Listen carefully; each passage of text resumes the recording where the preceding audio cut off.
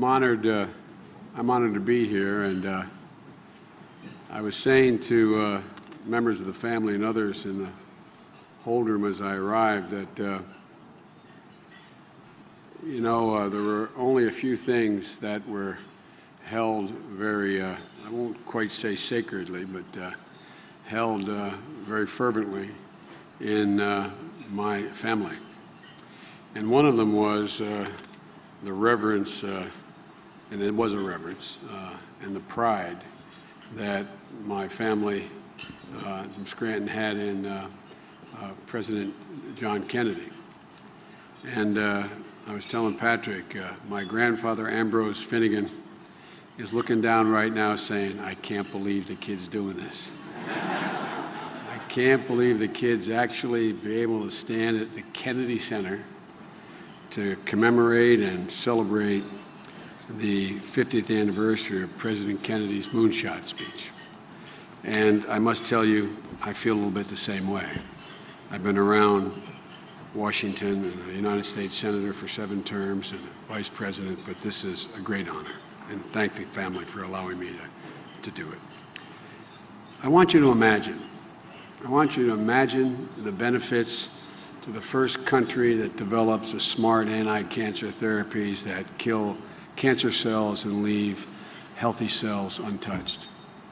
Imagine the first country that develops regenerative medicines that can literally regrow damaged organs, eliminating the agonizing wait for organ transplants, and allowing patients to recover from spinal cord injuries or curing diseases like diabetes. Imagine the first country that makes solar power as cheap as fossil fuels and builds the first building that literally can be able to reproduce all the energy it consumes. Imagine what it will mean for America and the world. The first country that builds a supercomputer capable of performing 1,000,000 trillion calculations per second, which is on the horizon. A computer that is fast enough not only to sequence every gene in the human body, but to test the combination of genes, giving us new ability to fundamentally decode the complex interaction between genetics and disease. Imagine the first country that creates that car battery that is even lighter and cheaper than the new lithium batteries we are now producing, able to store enough energy in one charge to have an automobile go 1,000 miles. Folks, the one thing I'm absolutely convinced of, and maybe because I was such a devotee of President Kennedy, I am absolutely convinced that if President Kennedy were standing here today, if your uncle were standing here today, that's what he'd imagine. That's what he'd envision. And that's what he would challenge all of America to repair to accomplish all of those goals I mentioned and more, for they're literally within our grasp. I believe he would challenge us to push the boundaries of our knowledge and think we could go well beyond what we think our present capacity is. To bridge the gap between the possible and the unimaginable, just as he did 50 years ago. For it would have been beyond his comprehension that the United States of America would fail to invest in these visionary notions. It was just, I don't think it would be thinkable to him that we wouldn't, at this moment in our history, make massive investments in all of these ideas. Ideas that are literally going to make the 21st century, the entire century, livable. Livable. I don't believe President Kennedy could have imagined the United States continuing to rely on our present energy policy. I don't believe he could have imagined the United States failing to cultivate new, brilliant young scientists and challenge them to deal with the diseases that have plagued humanity for generations. You know, in an ever more complicated, interconnected world, ladies and gentlemen, we have even a greater need to pursue these and other things I have not even mentioned. I believe if he were standing here today, he would tell us, as he did 50 years ago, that we have a simple choice as a country. And it's what kind of country are we going to be? Literally that simple. What kind of country are we going to be? You know, the vision that I imagine, and I think probably all of you in this library imagine, that shouldn't be as hard to sell today in 2011 as it was for President Kennedy to sell it 50 years ago. For because of President Kennedy's vision, his leadership, and his confidence, we've already met a challenge that we're all conscious that we met, that we all know was thought to be unthinkable before we met it. And we did it by relying on the native talents, the resources, and the grit of the American people.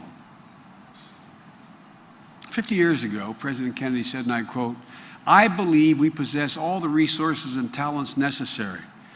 But the facts of the matter are we have never made a national decision or marshaled natural resources required for such leadership. We had never done anything quite like that before. We have never," he went on to say, "specified long-range goals on an urgent time schedule or managed our resources and our time so as to ensure their fulfillment." He was right then, and we should understand now. We did it. He said what we needed was a degree of dedication, organization, and discipline which have not always characterized our research and our development efforts. It hadn't. We did it. But because of him, I'm confused as why we have so many naysayers today who doubt our capacity to do some of the things I've outlined today.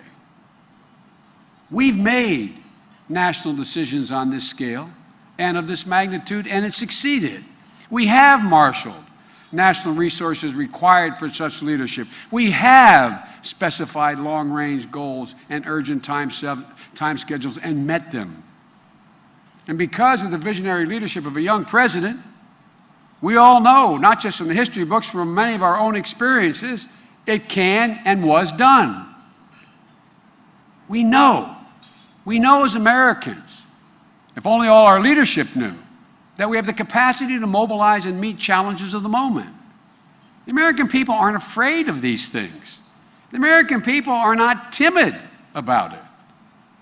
You know, when I was 18 years old and President Kennedy gave that speech, the Moonshot speech as it's referred to these days, I was an 18-year-old kid from Scranton, Pennsylvania, who never, as I said, dreamed I'd ever be standing here and talking about that speech. But I can tell you what, it was a powerful vision and an achievement that grew out of President Kennedy's words. He urged a whole new generation. I was part of that generation.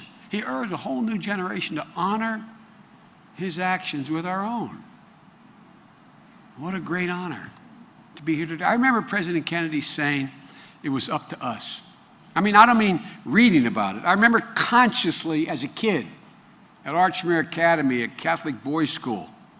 I remember it being talked about. It wasn't something that was distant. It wasn't something that you didn't understand. It was something that you tasted, you felt, you smelled. He talked about us. He said it was up to us. What the hell could I have done as an 18-year-old kid? But I believed I was part of that. I believed it was up to us. It was up to us as a nation to decide whether to commit ourselves to the challenge of sending a man to the moon and bringing him home safely back to Earth. And that if we weren't going to go at it full tilt, we might as well not go at it at all. The thing I loved about President Kennedy and all the Kennedys, including Patrick, it's always about possibilities. It's all about possibilities. It's never incremental. In 1961, President Kennedy's character and makeup was a reflection not only of his generation, to state the obvious, but I think it was a historical reflection of America's character. And I'm absolutely confident that my generation and yours is not only up to the task, but quite frankly, we're better positioned to meet those daunting challenges. in this young century. Ralph Waldo Emerson, I used to stutter a lot, and the way I overcame stuttering, I'd stand in front of a mirror and I'd repeat over and over again, because my uncle had 2 volumes of Yeats and Emerson. They didn't like each other, but Yeats and Emerson. And I'd stand in front of a mirror and repeat passages so I could stop my face from contorting. When you stutter, your face contorts. And I remember one of my favorite quotes of Emerson was, he said, "Society is like a wave. The wave moves on, but the particles remain the same." America's character has not changed. It has not changed from what it was in 1961. What has occasionally changed is the lack of vision, the lack of leadership, the lack of boldness, the lack of resolve. We've become too incremental, in my view, in everything we do. You notice the national press always refers to me as the White House optimist, as if I'm the new kid in the block. I've been there for 8 presidents. As my grandfather would say, I didn't fall off the turnip wagon yesterday. I'm optimistic because I know the history of the journey of this country. Nothing incremental. President Kennedy has, as I do, an unlimited faith in the character and the aspirations of the American people. He knew that the American people had never, ever failed to rise to a challenge, never failed to overcome adversity, never let their country down when been challenged. From a revolution for independence to war to keep us united, to the throes of the Great Depression, to building and deploying an arsenal of democracy, to expanding democracy at home and civil rights and civil justice, America has always been at its best when it's been challenged the most. Literally, think about that from a historical perspective. Every major breakthrough that we have ever made as a nation has come at a moment of crisis. That's when we've seen our national grit, for lack of a better word, determination and ingenuity. And that's why President Kennedy said, speaking of the challenge to go to the moon, that if we came together and took up the challenge then, and I quote, in a very real sense, it would be one man going to the moon, but all of us having put him there. And Buzz knows we all put him there. Although I can remember riding on Pennsylvania, well, I shouldn't digress, but I can remember looking up and showing my 3-year-old son saying, you know, right now we just heard on the radio, there's a guy standing on the moon. You can see it brightly off of the northeast extension of the Pennsylvania Turnpike as I was heading to my deceased wife's home in Syracuse. You know, I knew as a young man, and we all did, my generation, we really do, we sensed how bold this challenge was and how exciting it was. It appealed to America's essential, and I know people don't like this, but America's exceptionalism. The idea that we were a special nation, meant to do special and extraordinary things. Even then, my friends and I sensed that this challenge is about a hell of a lot more than landing on the moon. It was bigger than that. It was about a truly new frontier, not in a political sense, a truly new frontier. You just knew in your gut that in the process of getting to the moon, the pursuit of the moon, it would open up whole new vistas for humanity. It would be a new measure of possibilities, a new mark of human achievement. President Kennedy knew that going to the moon would change the way we lived on Earth. If you really read the speech, which you all have done, that's what it was more about, quite frankly. That it wasn't about going to a distant world, but about bringing the United States into the modern world, about making sure that we didn't lose our place in the last half of the 20th century. And he was right then. The pursuit of the moon inspired thousands of my generation to pursue careers in engineering, science, technology, and unleashed one of the most significant expansions of scientific capacity the world has ever known, just as his political ascendancy unleashed in others of us an unlimited belief in the capacity of us to do good things. And my impression was that he never had a doubt that it would be this way, because he knew the history of the journey of the country. He knew the equation of America is that challenge plus investment equals progress. A half a century later, President Obama and I mean this literally, not figuratively, we share the same deep conviction about this country, have the same faith and the same certitude about our capacity. For the new frontiers here on earth are equally as challenging and equally as capable of being conquered as the frontiers in space. A new energy policy that will save the planet from global warming, increase our independence, and renew our economy. An advanced science and health that will increase the quality of life for tens of millions of Americans and hundreds of millions of people around the world. This is an incredible time in which we live, a time of extraordinary possibilities. We're a nation of people who are always about possibilities. Go back and look at just the history. What's truly unique, in my view, about America is that we have a political system, an economic system, an education system, most importantly, the will to turn those possibilities into reality. The confluence of all of those together is what makes us unique. We're no better people as individuals than anyone else in the world, but it's the confluence of all of those things that has positioned us and has for over 200 years to do great things. But like President Kennedy, we understand, the president understands, that it takes a national vision. It takes a leader to set a goal. And if he does, investment and innovation and ultimately commercialization of the things we need to do will follow. Over and over again, that's been the American model of innovation, allowing us to lead the world in technological advancement for the better part of 250 years as part of our nation's DNA. It's embedded in our nation's history. But the goals are not Americans alone. These same goals I outlined are the goals of all emerging in all nations, or most nations. Other nations are seeking to win the future as well. And you see it in China, India, Brazil, other countries making massive investments, significant portions of their GDP in development, infrastructure, research, innovation, education.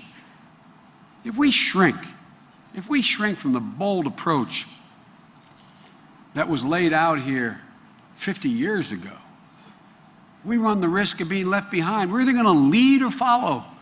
There isn't anything in between.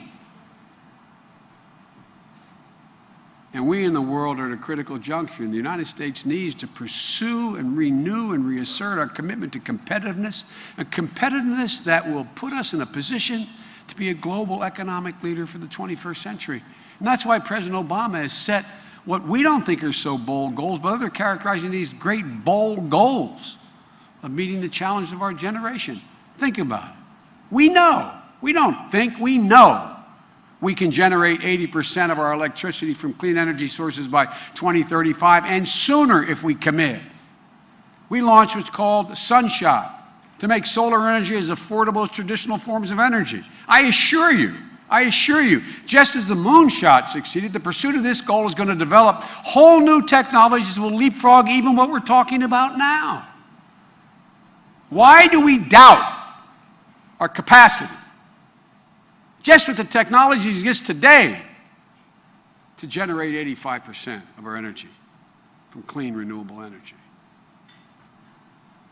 We know that with a little bit of seed money that we've already provided in the Recovery Act, the private industry is going to put advanced technology vehicles, electric and plug-in hybrids, on the road, over 1 million of them by 2015. But we also know that on the way developing those batteries, they're going to develop whole new generations of batteries that are on the drawing board now. They'll enable us to carry a car 1,000 miles on a single charge, batteries that will be able to store energy harvested from the sun, not only for automobiles, but for industrial use.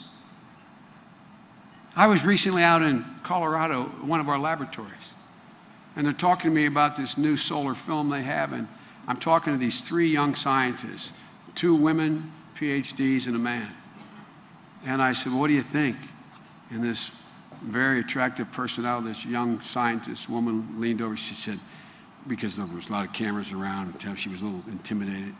She said, Mr. Vice President, oh, this is only the beginning. You know what we're working on?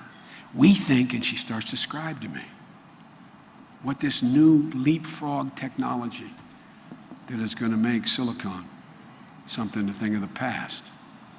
Folks, we know that we must and will lead the world in the percentage of college graduates by the end of this decade. Because we know the American people, we know the talent that exists, and we know that any country that out-educates us will out-compete us.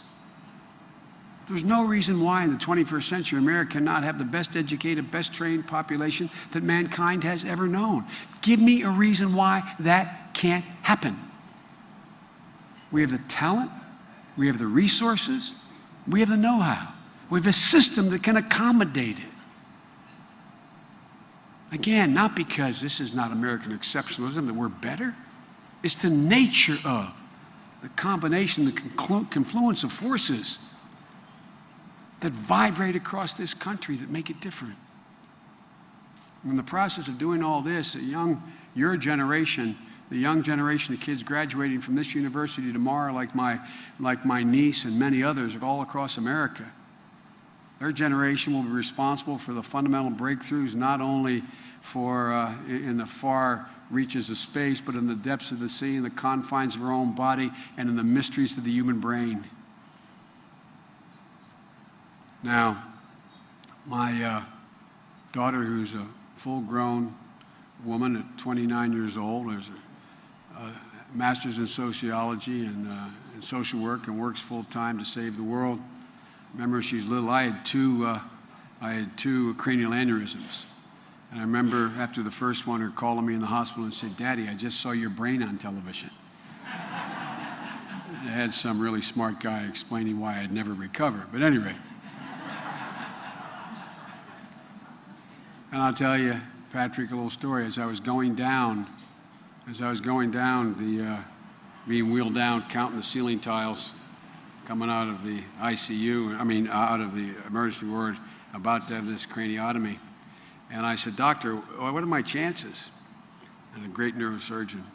And he said, "For mortality or morbidity." I'm thinking, what the hell is he talking about?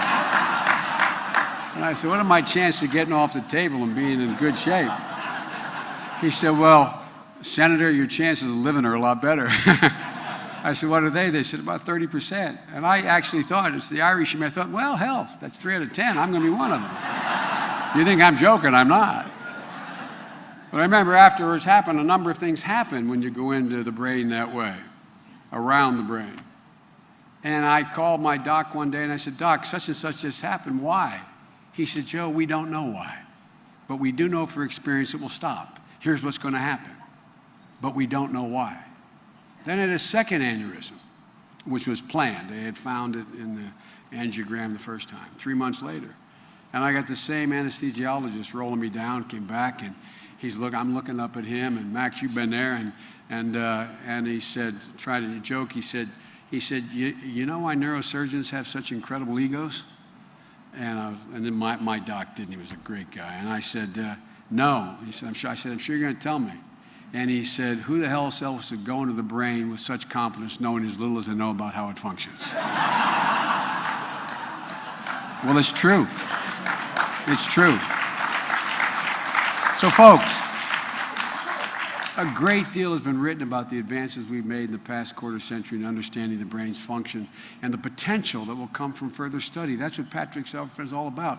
You know, there's been a great deal of research just in the last, it's one of my avocations. I am no scientist, but because of what I personally went through, I find it fascinating. I read every part of the popular literature I can to try to understand what's going on. There's been a decade of research, particularly the last half-decade, research that has attracted the interest of not only neuroscientists, surgeons, and gifted persons from other disciplines, psychology, sociologists, but also journalists. One example is that I recommend to you, it's not the be-all to end-all, but it's interesting. David Brooks is a friend, I don't want to get him in trouble, has a good acquaintance. Who is brighter than I am, has the same fascination. He's just rewritten a book called The Social Animal, that points out the greater understanding of the potential we have for social interaction in ways we've never thought of before, but just understanding how the brain functions. The promise, the potential, the possibilities are unlimited.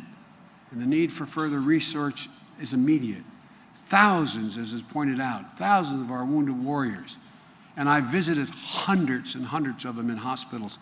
My wife has spent time, and she is spending most of her time dealing with the whole problem related to wounded warriors and making sure people understand the sacrifices our warriors. By the way, these are the finest warriors the world has ever created. That is not hyperbole. That is not an exaggeration. That is real.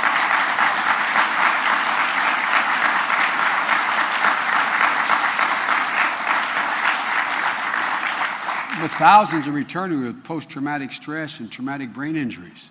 So on the political side, guys like me as Senator and Vice President can change the law to say that you don't have to challenge like my generation did if your immune malady was a consequence of Agent Orange or not. You may have had it dropped on you, but unless you could prove directly a direct correlation between what happened and the Agent Orange, you couldn't get compensation. You couldn't get help. We've changed all that.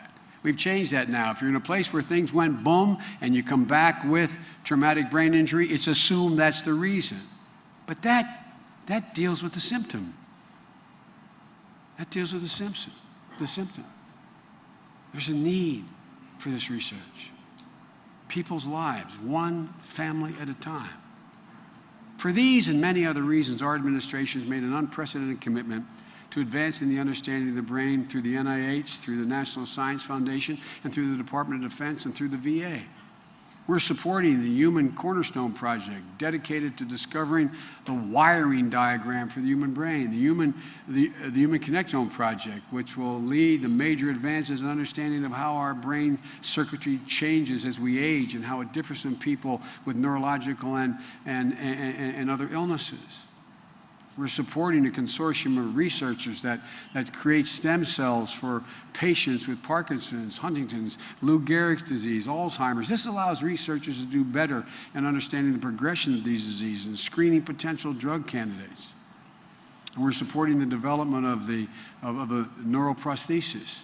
I just had an amazing thing, Patrick. I was down in Fort Bliss, and we have a center down there that was privately funded for prosthesis for these young soldiers coming back. They're amazing. They're amazing. And they showed me one, and the White House photographers with me, and they wouldn't allow it to be photographed. A young man who has an entire new arm from the bicep down. And it is working in terms of him thinking how to turn the hand. A new foot where the ankle is turned just by the young man thinking about how to turn an ankle. The possibilities are mind-boggling, mind-boggling. So that individual's prosthesis can control their movements just by their thoughts, like we do unconsciously. We're also supporting Congressman Patrick Kennedy's bold new campaign called One Mind for Research. Many of you here today are part of that effort.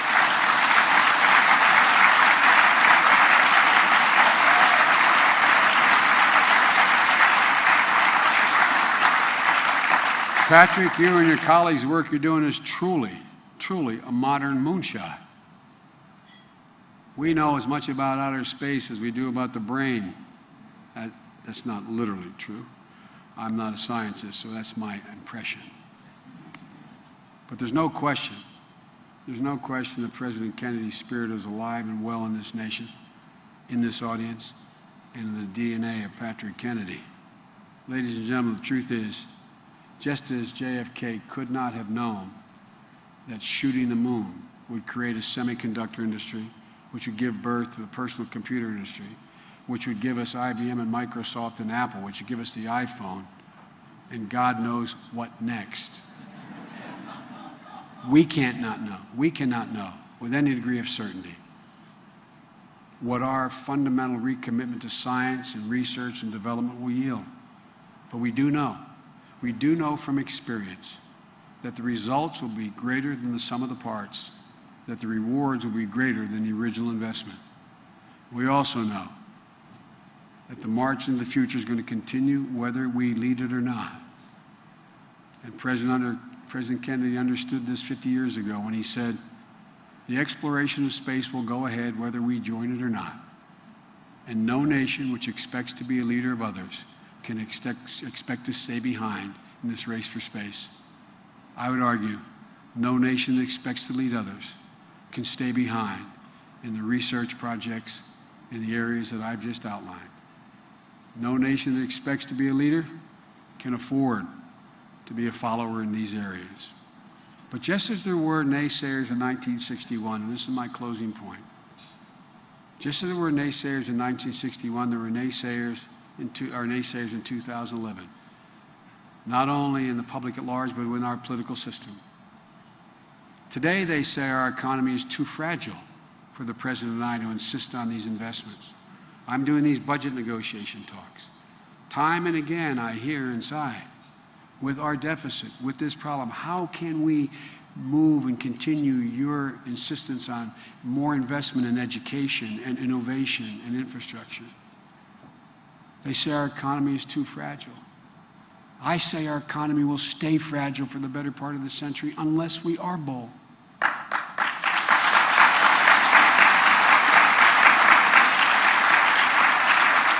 They say, and by the way, many Democrat, they say we can't afford to invest in these endeavors. I say we can't fail to invest. Their argument is simple. We can't afford it. This argument is not new to America. You know, there are those in the political leadership since this country's been founded who view the government has absolutely no role, should not set goals, and should be out of the picture. They shouldn't be laying out the vision. We shouldn't lay out the vision for America as President Kennedy did 50 years ago. I'd argue that at every juncture, that point of view has been wrong, whether held by a Democrat or a Republican.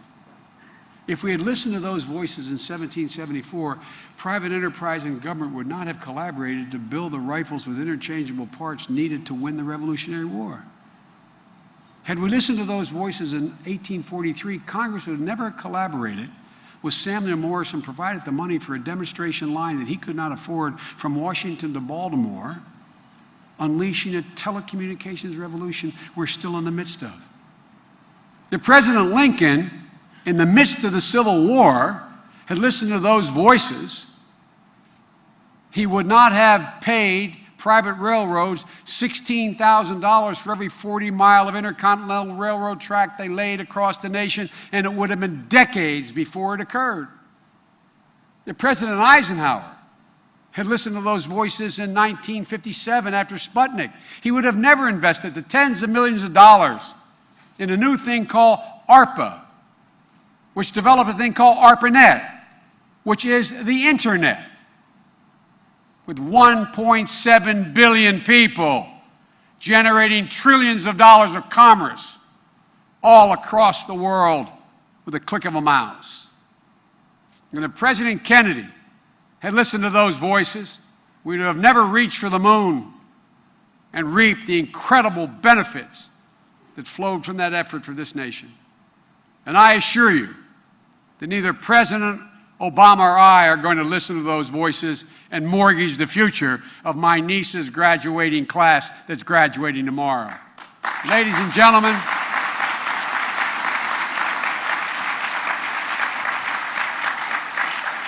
in his inaugural address, President Kennedy said, and I honest to God remember talking about this in my class with a Dr. Carroll, who was our history teacher.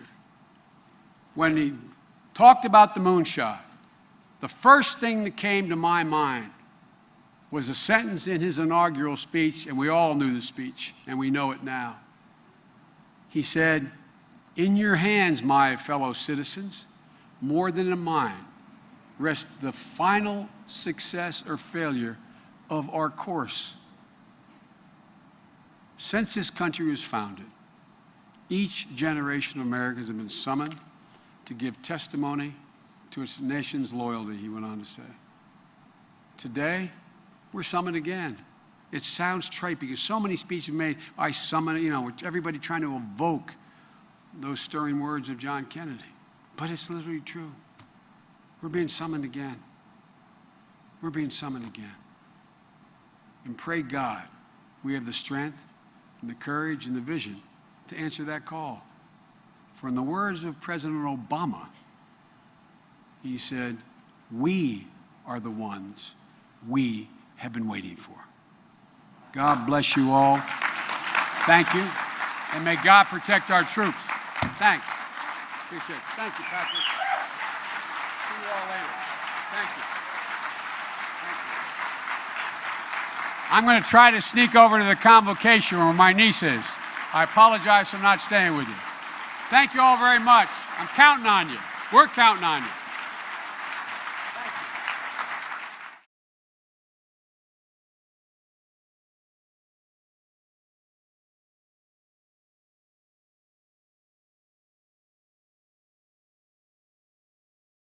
That develops regenerative medicines that can literally regrow damaged organs, eliminating the agonizing wait for organ transplants, and allowing patients to recover from spinal cord injuries or curing diseases like diabetes.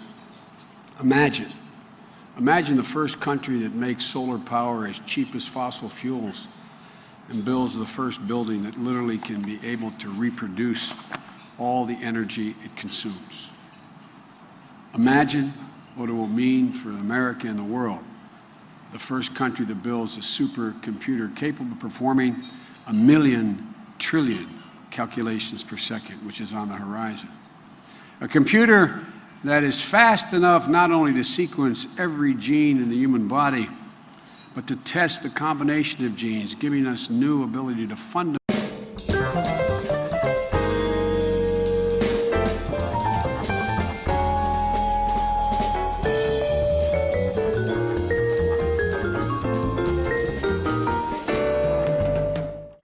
I'm honored to be here, and I was saying to members of the family and others in the hold room as I arrived that there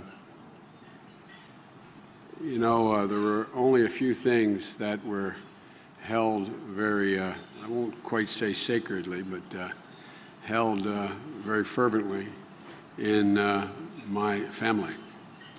And one of them was the reverence, and it was a reverence, and the pride that my family from Scranton had in President John Kennedy.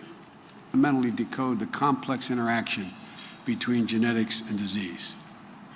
Imagine the first country that creates that car battery that is even lighter and cheaper than the new lithium batteries we are now producing, able to store enough energy in one charge to have an automobile go 1,000 miles.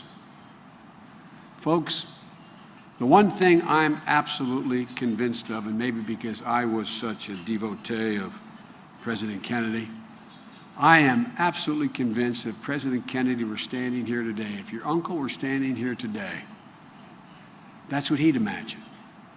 That's what he'd envision. And that's what he would challenge all of America to repair to accomplish all of those goals I mentioned and more, for they're literally within our grasp. I believe he would challenge us to push the boundaries of our knowledge and think we could go well beyond what we think our present capacity is. To bridge the gap between the possible and the unimaginable, just as he did 50 years ago. For it would have been beyond his comprehension that the United States of America would fail to invest in these visionary notions. It was just, I don't think it would be thinkable to him that we wouldn't, at this moment in our history, make massive investments in all of these ideas. Ideas that are literally going to make the 21st century, the entire century, livable. Livable. I don't believe President Kennedy could have imagined the United States continuing to rely on our present energy policy. I don't believe he could have imagined.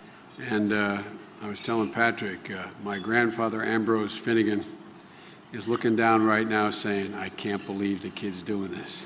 I can't believe the kid's actually be able to stand at the Kennedy Center to commemorate and celebrate the 50th anniversary of President Kennedy's Moonshot speech. And I must tell you, I feel a little bit the same way. I've been around Washington and a United States Senator for 7 terms and a Vice President, but this is a great honor, and thank the family for allowing me to do it. I want you to imagine the benefits to the first country that develops a smart anti-cancer therapies that kill cancer cells and leave healthy cells untouched. Imagine the first country that